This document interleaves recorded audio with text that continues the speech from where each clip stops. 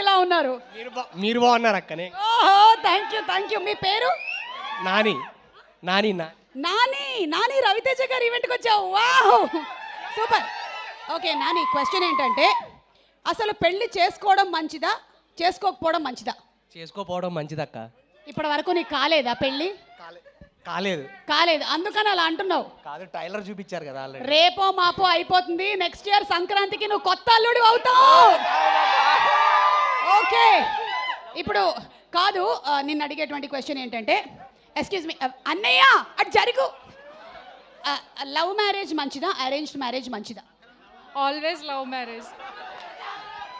అమ్మా ఆల్వేస్ ఉండదమ్మా, వన్సే ఉంటుంది. ఓకే సరే, వన్స్ లవ్ మ్యారేజ్ మంచిది అంటావు. ఓకే, సో నువ్వు కూడా అలాగే చేసుకోవాలనుకుంటున్నావు, చేసేసుకున్నా. ఓహో, ఎక్స్క్యూజ్ మీ, ఒకసారి నించుంటారా? మిమ్మల్ని నేను ఒక క్వశ్చన్ అడగాలనుకుంటున్నాను. ఒకవేళ కనుక అర్ధరాత్రి 12 అయింది, జాగ్రత్తగా వినాలి నువ్వు క్వశ్చన్. అర్ధరాత్రి 12 అయింది, మీ ఆయన సెల్లో ఒక మెసేజ్ వచ్చింది, ఆయన మొహంలో చిరునవ్వు వచ్చింది, అప్పుడు నీ రియాక్షన్ ఏంటి? సిఐడి ఇంట్రాగేషన్ మొదలైపోతుంది. CID interrogation. Very good, correct రూట్లో ఉన్నావు. నెక్స్ట్ బా, ఎక్కడ? హలో, ఒకసారి ఎక్కడ? రండి ముందుకు రండి. ఓకే, మీ పేరేంటి?